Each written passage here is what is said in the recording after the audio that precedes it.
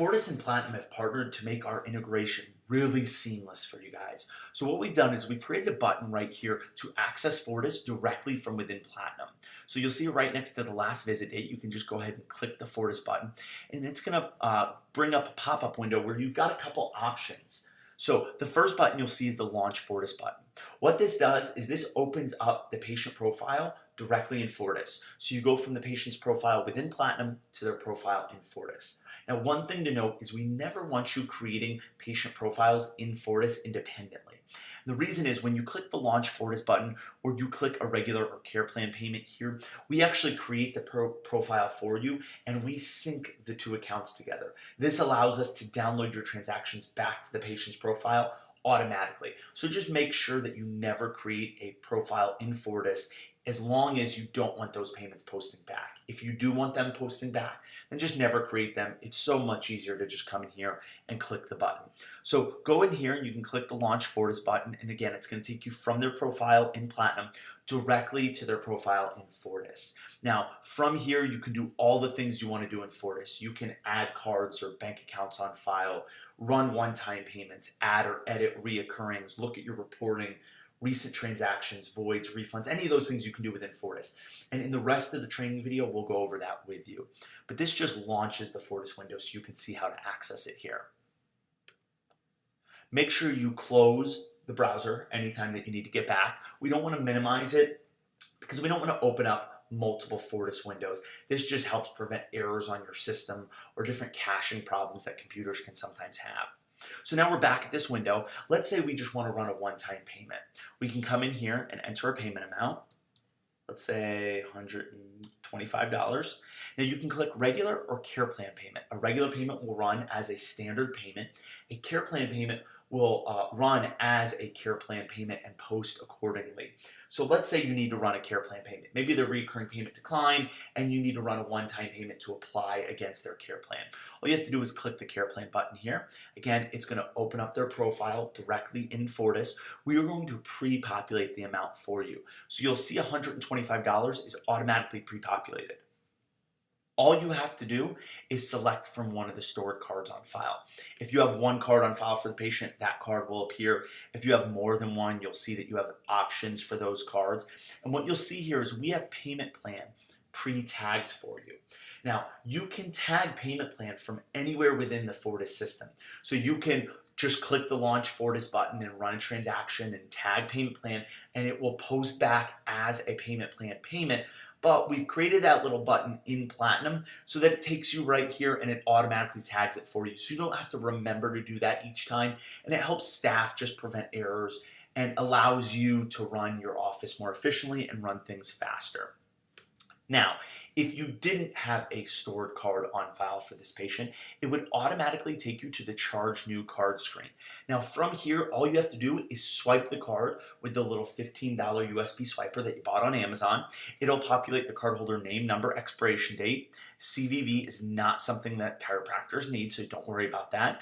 And then enter the transaction, the transaction amount will already be entered here for you, so that's it. Then you'll see here we have payment plan pre-tagged already. Now, if you click process transaction, it will automatically run this card. But if you want to run the card and store it at the same time, all you have to do is click the store card button here. And then you can come in here and maybe it's an HSA card, you want to signify that. Or maybe this is their secondary card and you want to signify that. You can type in the little account title and we'll show you that every time you try and run that card, just so you don't have to remember the last four. So it's really, really easy through Platinum to click a payment and run a one-time payment or run a one-time care plan payment. And again, I'll show you, we'll go here and charge an existing card. So let's say we use the HSA card. We'll process this transaction and then it's going to give us our nice receipt screen here, and we'll go over more of the receipt later in the training video. But you can, email the receipt, you can have them sign it or print it right off. So once we're done with this, again, we want to close the browser. We don't want to minimize it. We just want to close it each time. And then it takes us right back to this screen. From here, we can click Download Transactions. Now, if we click Download Transactions, what it's going to do is it's going to download transactions for all patients for all time periods. Now, we make sure that there's no duplication in this process. So the Platinum developers built it in so that to make sure that no two payments duplicate and double post. So feel free to click this button as many times as you need to throughout the day. It's going to give you a little receipt screen here. It's going to just show you, how many payments downloaded, what happened. You can just close this report. And then it's going to bring all your payments in as it's needed. So it's going to load them into the ledger properly within Platinum. So just know that you can come and click this Download Transactions button as many times as you want, and you don't have to be in any specific patient. So let's say your reoccurring payments ran yesterday, and yesterday was a Sunday, so no one was in the office. You can just come into Platinum, open up any patient, click the Fortis button, and click Download Transactions. And it's going to download all those reoccurring payments for all of those patients. So you don't have to worry about what profile you're in. And the best part is we know the last time you downloaded transactions, so we go and look for transactions from that date up until right now. And as I stated earlier, feel free, if you want to do it every single time you run a payment, you can. Or if you just want to do it once a day, you can also do that as well. There's no issues with duplicating transactions. One of the frequently asked questions that we get is, how do I access Fortis from within Platinum if I just want to run a report or view a transaction or add or edit a reoccurring? Well, all you have to do is click the Fortis button and then click Launch Fortis. You don't have to run a payment. So you can kind of skip this payment screen and just click the Launch Fortis. This is more informational, so to speak. So you can come in here and just view certain information or add a card or view a payment, a receipt, edit or add a reoccurring, or anything that you want to do within Fortis, you can do from just clicking the Launch Fortis screen. The payment screen essentially just helps skip a step of adding the dollar amount and pre-tagging payment plan if it's a care plan payment that you need to run. Now, speaking of care plan payments, one of the things when you're adding a reoccurring, you don't have to add the tag of payment plan in here. We automatically know that it's a reoccurring payment. Platinum identifies that and then post it as a care plan payment within Platinum. So you never ever have to add a payment plan tag for any reoccurring payments. We'll automatically recognize those and post those accordingly. The only time you need to tag payment plan is for those one-time payments that you want to post back to Platinum as a care plan payment. But again, if you just want to open up Fortis and you don't have to run a specific payment at that time, you can just click the Launch Fortis button.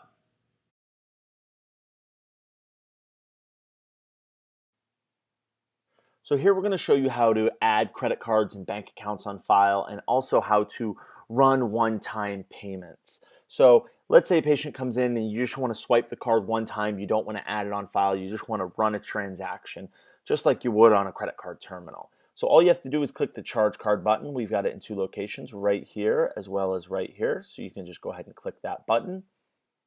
You can enter a transaction amount, enter or swipe the credit card number. If you have the little $15 USB swiper, which is highly recommended, you can just swipe the card and it's going to populate the card number and expiration date, but I'm going to go ahead and key enter it in here.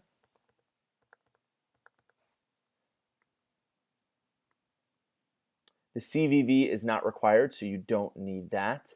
You can go ahead and put a description. A description would be just what this was for. It will show up on the receipt, so this is optional though for you. So we can just put exam in here. And then we have tags. Tags are used for reporting purposes on the Fortis end. So if you wanted to report on something over and over again, or let's say you have multiple doctors in the office or things like that, you want to tag where the transaction, which doctor it belongs to. You can do those sorts of things with it. We allow you to create as many tags as you want, and you just click the tag and you can use it over and over again.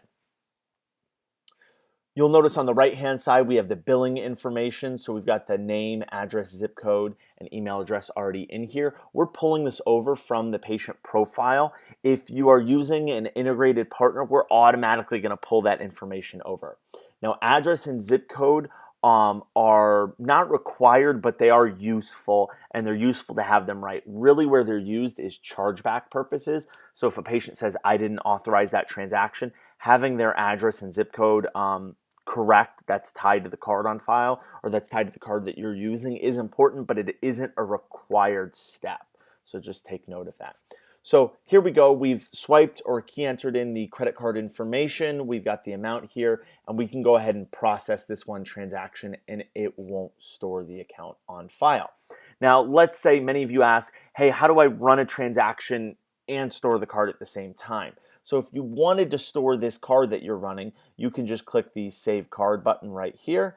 It pops up a box where you can enter in a title or a short description for this card. So let's say we want to make this the primary card. We can go ahead and enter that. We can process the transaction. It's going to give us a nice receipt screen here. It's also going to store the card on file since we checked the stored card box. Now you'll see here it's got our receipt. You can print the receipt. You can also email the receipt. If you click the email button, the email that is on file is going to pop down. You can also change this email. So you can change it right here if you want to change it. And with one click, you can send the emailed receipt right to the patient. Now, if you're using our signature pad, you can have the patient sign right on the signature pad, and we will actually store the signature right in the system here. So if you have the signature pad, you'd see the little box pop up right here on the receipt. You'd click it, and then the signature pad would become active. They sign, and it'll store the signature right in the receipt here. So we'll go back to the patient's main dashboard, since now we'll have that credit card on file. So you can see here we've got that card on file. Now let's say you want to add a card, but you don't want to run a one-time transaction like we just did. The other way that you can add a card on file is just clicking the Add Accounts. Now from here you can select credit card or ACH. So the credit card is exactly what we just did. You just enter in or swipe the credit card. And then click the Save Account button. Again, the description will be used as a, just a descriptor for that card, so you can very quickly identify the card. If you're adding an ACH on file, we'll go ahead and click ACH. Again, you can add a title, a short description for it. Select the account type, checking or savings. You can select if it's a personal or business card. In this instance, it's usually always going to be personal. Account holder name, and then enter the account routing number and accounting number. As you start to enter the routing number, you'll see it's actually going to pre-populate here for you with the list of bank routing numbers. So you can go ahead and just select that one, and then you would go in here and enter the account number and save that. Once you have that account saved, it's actually going to come all under the stored account box. So you could have multiple accounts, credit card or bank accounts stored on file for a patient. We don't limit the number of accounts you have stored on file, so you can add as many accounts as you want. We often do this because patients want products card. They might want one card that's used for their reoccurring, one that's used for maybe their copays, things like that. So we allow you to add as many accounts on file. We want to make it as easy for you to take payments from a patient as possible. Once you have an account stored, running a transaction is super simple. You just come in here and click the Run Sale button. Again, from here, all you're doing is entering a transaction amount. You can put a description or a tag if you would like. Go ahead and process that transaction. And again, the receipt's going to pop up. You can email, print the receipt right from here, have them sign it.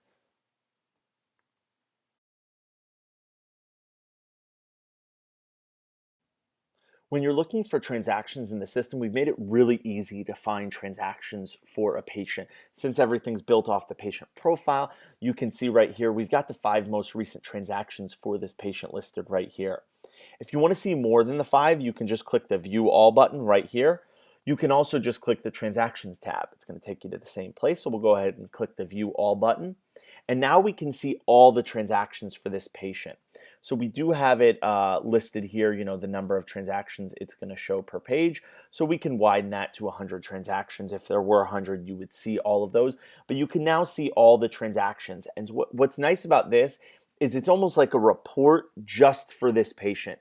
So you can very quickly see, I want to see who ran this transaction, or I want to see, was it a sale or a refund, or I want to see, was this run from a stored account, yes or no. So very quickly you can filter and find transactions for a patient. We already have it filtered for you based on this patient, and now you can filter even further very, very quickly. So within, a minute, you can find that exact transaction that you're looking for. If you want more detail on the transaction, you can just click on the transaction date and it's going to pull the receipt back up for you. You can see here it's got, the logo and address and company information. This will have all of your company information there. It's got all the standard receipt information. If the receipt was signed by the patient through the e-signature pad, you would see the stored signature right here. And again, you can email receipts, just click the email button. It'll pull the stored email for the patient over, but again, you could always change this email right here and email it over to them. You can also print the receipt. You can print the receipt right on your regular printer. You can also print it on a USB receipt printer. Those USB receipt printers can be purchased on Amazon. Just send us an email or a quick phone call and we can tell you which ones that we feel are the best ones and are compatible with the system. You can also run voids and returns right from the system. So let's clarify real quickly the difference between voids and returns. Voids are same-day transactions. So this is a transaction where the money hasn't settled at the end of the day and hasn't been deposited into your bank account. Refunds are next day, meaning the money's already been deposited into your bank account. So let's say you ran a transaction and you didn't mean to run that transaction. You can easily come and void that transaction. So you can just come in here and click the void button. It's going to pre-populate the amount for you. You can put in descriptions or tags, and you can go ahead and void that transaction. Now, if we want to run a refund, we'll go ahead and click a transaction that is not from today. You'll see the refund transactions button. Now, something to note is the system is intuitive. So the button you see there is what's available to do. So a void will only appear when a void is able to be run. A refund, that button will appear when only a refund can be run. I just wanted to make sure you guys understand the difference and distinction between the two. So we'll go ahead and run a refund here. You'll notice it's going to pre-populate the original transaction amount. If this was a partial refund, you could change this amount and run a partial refund, or you can leave it as the original amount. So we'll go ahead and just run this refund. And again, the receipt's going to pop up. You can print it, email it, all those sorts of things. There are other ways that you can run refunds in the system. Let's say you haven't run a transaction for this card or account on file and you want to run a refund. You can come in here and just click the Actions button and click Run Refund. From here, you can enter any amount. You can enter any description and tags as well and just process the transaction. There is one other way to do it. If you don't have a stored account and you don't have a transaction that you've run, you want to run it on a new card, just click the Charge Contact button. From here, you can change the transaction type from sale to refund, and you can enter the amount and then key enter or swipe the credit card and process the transaction. So all those different ways are ways that you can run refunds from the system. Again, you can run the voids right from the receipt, and then you can go under the transactions and recent transactions to see all the transactions for that patient.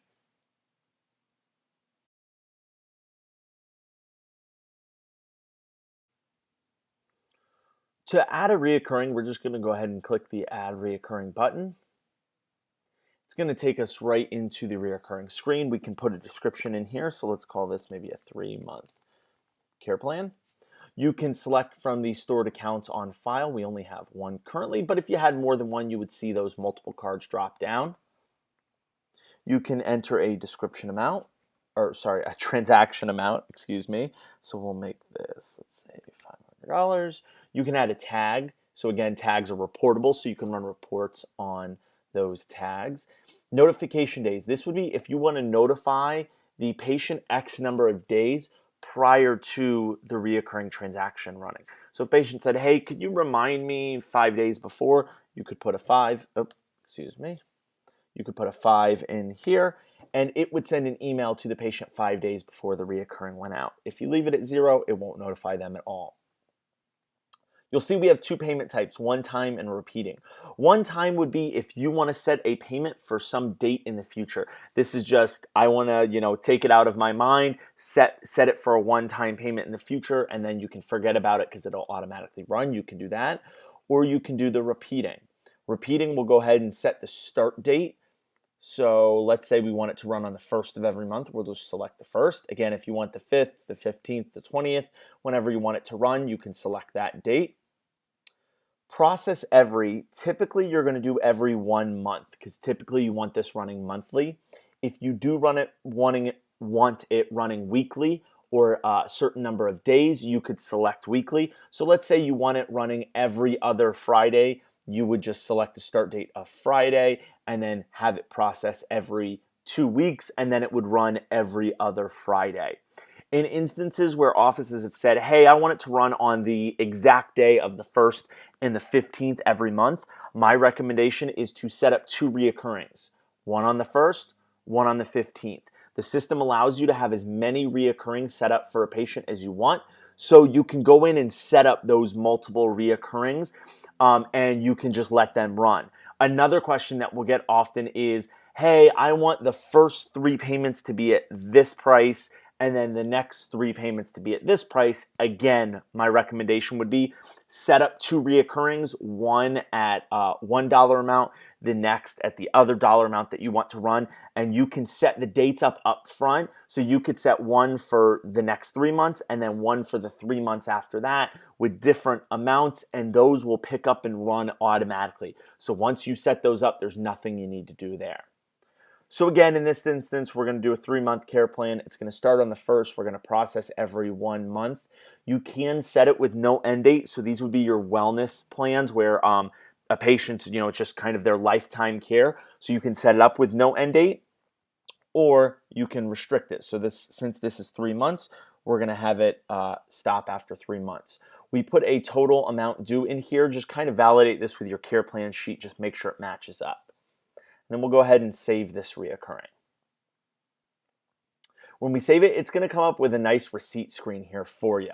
So it's going to have all the info you need: transaction amount, the last 4, the number of occurrences, the total amount that you're going to collect, and all the payment dates. And we've got some basic verbiage in here for you. We recommend of everything that you have the patient sign this receipt.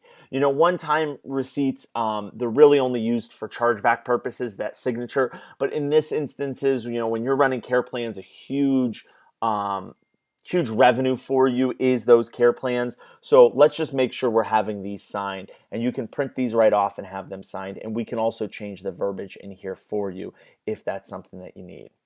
So we'll go ahead and close this, and you can see here now you've got that reoccurring added. If you wanted to add an ongoing reoccurring plan, we can show you that as well. It's really the same thing. So we can just call this lifetime care. Select from a stored account, enter a transaction amount. We'll have it repeating. We'll have it start on the 20th of the month, process every 1 month with no end date. And again, we'll go ahead and save this. And you'll see here it'll come up with a very similar receipt, except it'll just tell you under the payment schedule that it is an ongoing payment schedule. And that's how you set up reoccurrings in the Fortis system.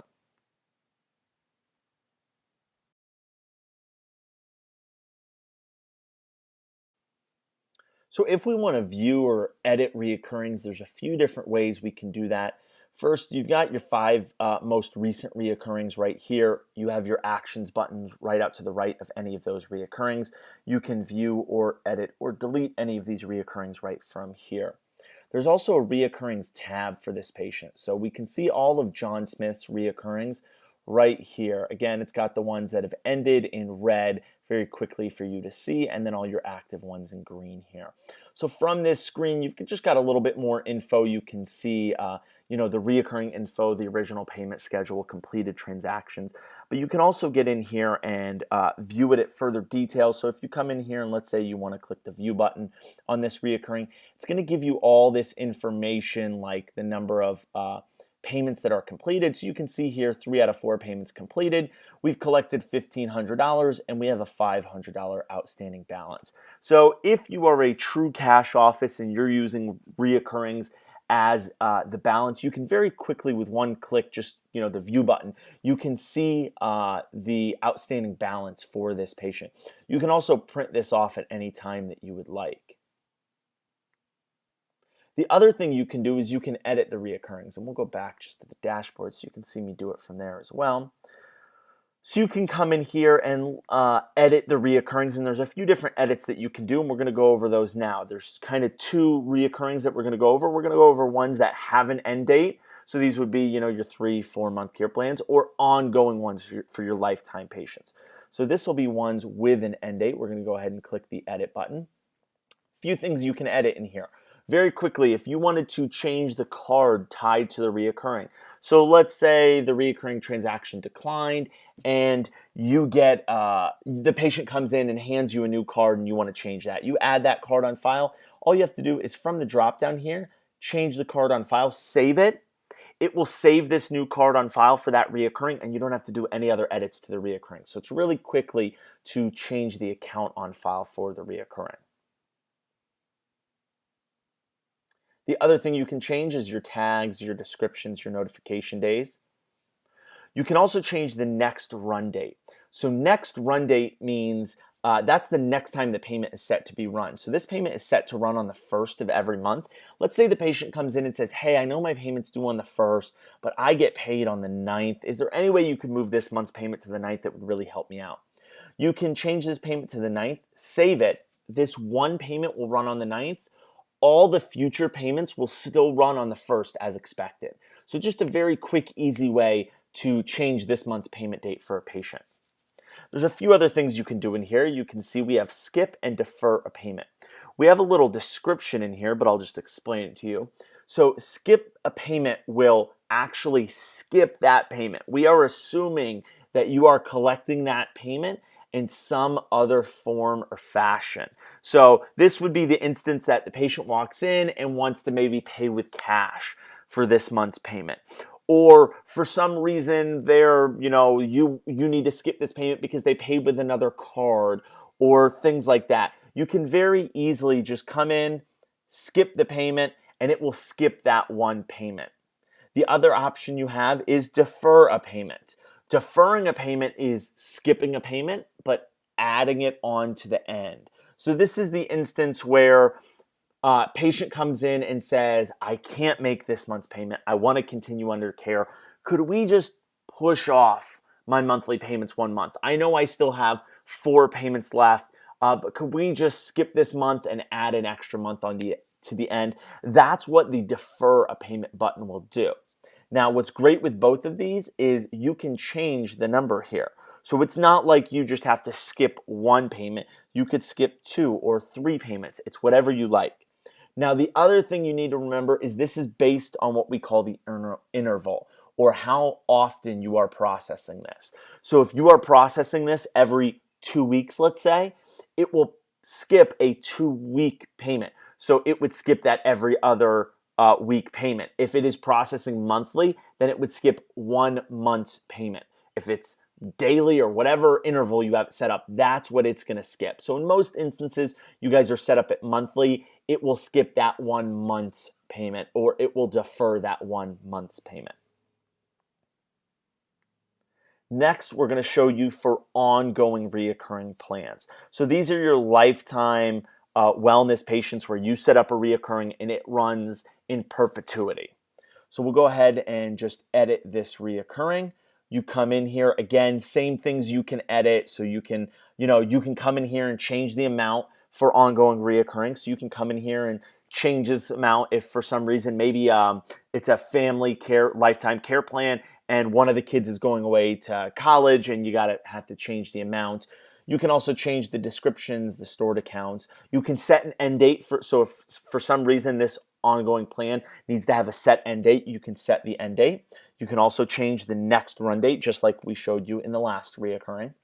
The things you can do in here is you can place this payment on hold and skip this payment.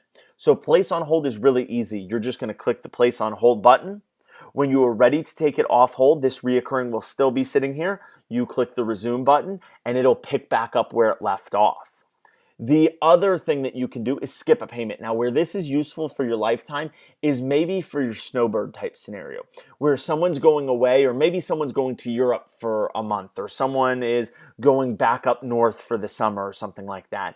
And you need to skip 3 months payments for them, or 3 payments. You can come in here and change this to 3. It'll skip those payments and automatically start back up where it left off. So this is really nice for your, snowbird type scenario, or long vacation, or any of these different scenarios where maybe someone's leaving for a set period of time, but you want the reoccurring to start back up automatically. You don't want to have to set a reminder or remember when to go back in there and do it. You can have the system do that for you automatically.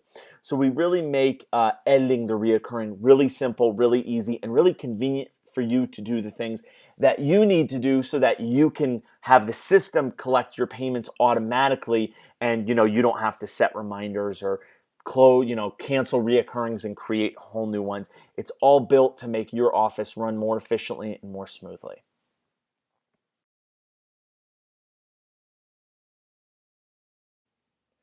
A lot of offices ask us, how do we handle reoccurring declines? And there's actually a few different ways you can do that. So first, we need to identify those. One of the easiest ways is every night we're going to send you a nightly email. It's going to look something like this. It's going to have 4 sections for you: approved, declined, voided, and returned transactions. Within here, you'll see that there is a reoccurring column. So very quickly, you can come to the decline section, check the reoccurring column, and see if there's any reoccurrings that declined. It will also show you how many payments are left in that reoccurring list, just so you can kind of keep track of those, or maybe ones that have ended. You can very quickly see that from the nightly email.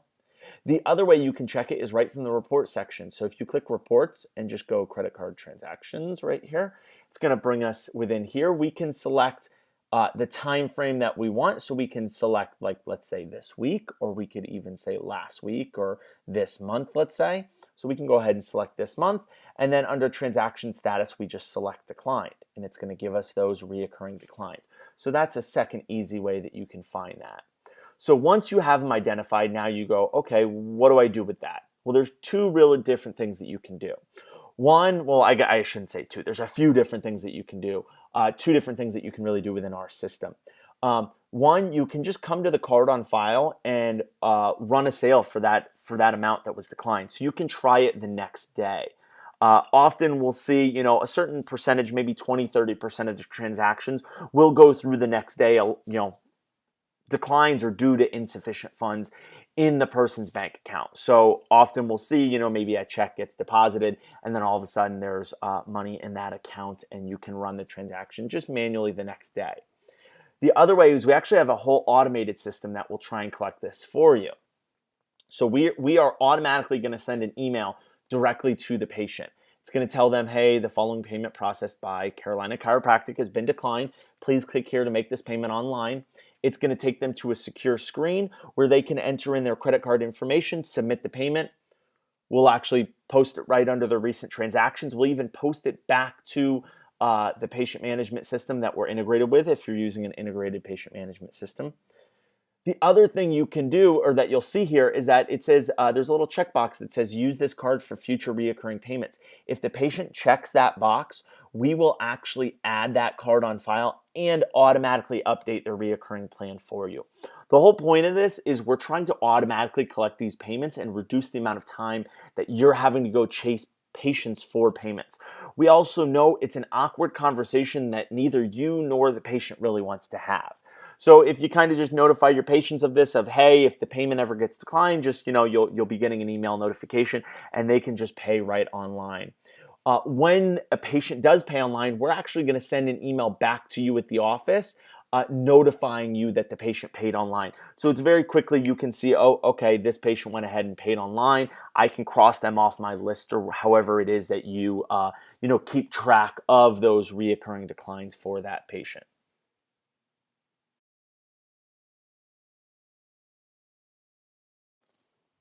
Within Fortis, we've got a couple reports that you can run. We know the data is yours, and you need to be able to search for it and filter on it and find the exact pieces that you need, and we want to make that happen quickly. So there's a few different reports that you can run.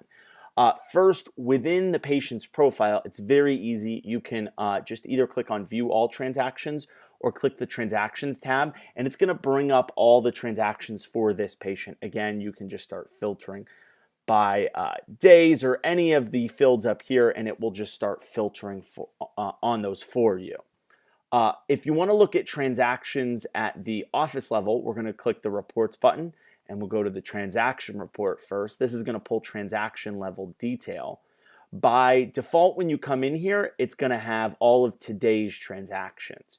You can just select the transaction date dropdown and filter on any of these. If you want a custom date range, so you want to look at a certain specific date range, you can come in here and customize that as well. You can filter by any of these drop downs on the top. So, most of these are self-explanatory, like status, approved, declined, reoccurring, yes, no. Account vault is whether the card was stored or not. So this would be a stored card that you would be running it from. So the instance is, was it a stored account or was it a swiped account? And so that's really the difference there. The next report that we have is the transaction summary report. So this is going to give you a daily summary. You can look at this report by date or by batch, and you can quickly see what the total sales were, what the total refunds were, and what the voids were. So just at a quick daily glance, you can view all this information. And again, by any of the top filters, you can start filtering, and you can, as always, export all this data right into Excel. Transaction summary, credit card by type. This just gives you a breakdown of Visa, MasterCard, Amex, and Discover in case you need that. And again, by batch or date. There's an ACH summary report as well, so you can look at that. And there is an expiring account. So this one is used mostly for if you want to be proactive in looking at the cards that are coming up expiring that are tied to a reoccurring. So I can go reoccurring, yes, and I want cards that are expiring in 3 months. And this will give me all the cards that are tied to a reoccurring that are expiring in 3 months. So very quickly you can be proactive about making sure you're catching cards that are expiring. The last report that we have is a reoccurrings report.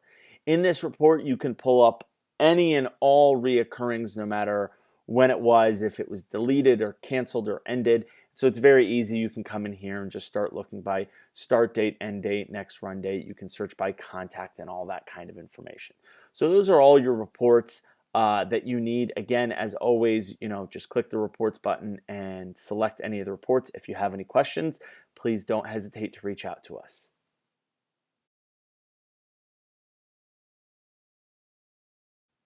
Here we're going to go over some of the Office Manager setup, kind of the back-end Office stuff, how to add a user, do the things that the Office Manager might need to do. So to get to that information, we're going to go ahead and click on Locations. When you click on Locations, you should see your office name. Go ahead and click on that. From here, the one thing you might need to do is change your logo. So right here, you can click Choose File, and you can actually upload your logo right here, and that logo will appear on the receipts. Next thing you can do is go ahead and click on the Settings button over here on the right-hand side. You've got a few different things right here. Really, the two things that you're going to use are users and tags. We'll go over tags first because it's nice and easy. These are the tags that you see in the drop-downs. You can add your own tags right here. You can delete them, edit them, all sorts of stuff. So come in here, you click Add Tag. It's really simple. You can just say, I don't know what we want to call this, but let's just say example tag. And you can save that tag, and now that tag will appear when you run transactions. So it's that easy to add tags. And again, Deleting tags, super simple. Just click the delete button and that tag is now gone. So very easy to set up and remove tags. The next thing we'll go over is the user section. Now this is very important to know how to set up the users, and you really got to pay attention to this because if you don't set it up right, the user their privileges may not be set up right. So you can see all your existing users right here. If we want to add a user, we can just click add user. And we'll go ahead and put their username. So we can say, let's say test user. And then you can put their first name, John Smith. And then let's add their email, Cairo@FortisPayments.com. So that's all we need. Oh, sorry, and we got to select the time zone. So we'll go ahead and just put Los Angeles. So once you've entered in the basic information, username, first name, last name, email, and time zone, go ahead and click Save User.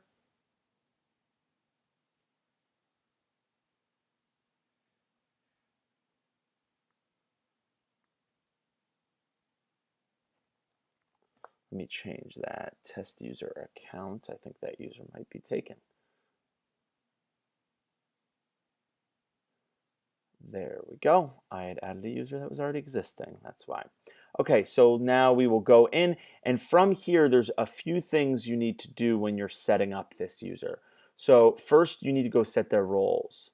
Their roles dictate what they can and cannot do within the system. So we allow you to dictate everything what the user can and cannot do. First and most important one is client admin. This allows them into this back end part of the system. My recommendation, office managers and doctor only allowed back here. So it's up to you who you let back here, but that's just kind of my recommendation because they can add and delete users and things like that. Most of these are pretty self-explanatory. So like Card Vault add is adding a card on file, deleting a card on file, editing a card on file. Pretty self-explanatory. Reporting, sales, voids, things like that. Reoccurring add, delete, edit. All those sorts of things are pretty self-explanatory. Reporting as well. So you can come in here and select exactly what the user can and cannot do. So if you only want them doing certain things, you can set that. So make sure you set these once you add the user because some people kind of add the user and forget to set these and then don't know why it's not working. We'll go to preferences next. The preferences are really what emails they're getting. So we have a few different emails that you can receive. So email all credit card or ACH transactions. We can actually have an email receipt sent to a specific user every time a transaction is run. This sometimes will happen with accountants. Accountants want to have that emailed and they do something with it. I'm not sure what, but we made it available. ACH return notice, kind of the way ACH works, if no news is good news. So it takes 3 days for ACH transactions to settle, but after 3 days, you pretty much should know if it settled or not. If it didn't, make sure you check the ACH return notice. That will make sure that you get an email notification if an ACH transaction did not go through. Nightly ACH and credit card email. This will send you an email, the nightly email that you probably saw earlier. It looks like this. It's going to give you a breakdown of your day's transactions. So whoever you want receiving that email, make sure that is checked. And then declined reoccurring payment received. This would be when a patient pays, we send an email out because their reoccurring payment got declined. When they pay via that method, we send an email notification back to you, notifying you that that payment was made. So that's what that is right there. That's most of your back end stuff. Most of the other stuff you guys don't need to know about. So just make sure when you set up users, you set up all their roles and preferences up properly. Again, as always, if you have any questions, don't hesitate to reach out and ask us.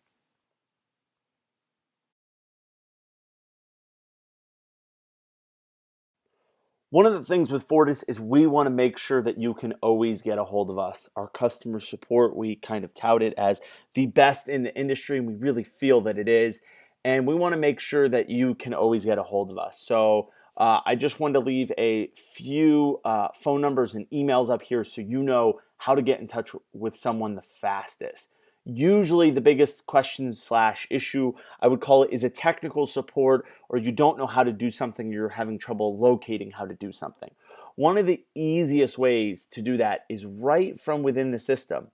You will see down in the bottom right hand corner, there's a little button that says chat with the tech desk. If you click this, you can start typing your questions, and our tech guys are sitting right there and they can answer it right away. With this system, we can even see your screen. So you can share your screen with the tech person and they can be typing with you and seeing the issue and kind of point to where to go. So it makes it really, really easy. So if you have a quick question, you need help right then there, just click that tech desk button and you will start chatting with someone within a couple minutes and they'll be able to help you with your question. Outside of that, if you have other technical questions, you can always email helpdesk@fortispayments.com. That's helpdesk@fortispayments.com. You can also call 855-465-9999. So those are for all your technical questions. For processing questions, these would be like, hey, where did my deposit go? Or I have a question about my deposit, or I have a statement question, or I have a, just a pure processing question. Again, you can call the 855-465-9999 number and they'll direct you to your rep on the processing side, as well as you can always email support directly at support@fortispayments.com. So those are kind of the two breakups, technical and support. It's all within the same Fortis team, but there's easier, quicker, different email addresses to get to them directly if you just want to reach them directly via email or through the little chat box within Fortis. If you need an escalated issue, so if you are having trouble, you feel like you aren't getting the answer you need / want, or if you have after hours questions. So support is 9 to 5 Eastern. So if you have an after hours support question, you can always email Cairo@fortispayments.com. Again, that's Cairo@fortispayments.com. So if you really feel like you need to escalate an issue, or you feel like your voice isn't being heard, which we don't see that very often, but if that does happen, feel free to email us there. That email comes to me as well as a few other people. It's going to get answered very quickly, but sometimes, we are seminar shows, so it's not always the best email. Support is your best option from 9 to 5. So again, technical support, you know how to get to them, processing, and you know how to escalate your issues or after hours questions. If you have any enhancement requests, anything like that, please feel free to reach out. We love hearing from you guys.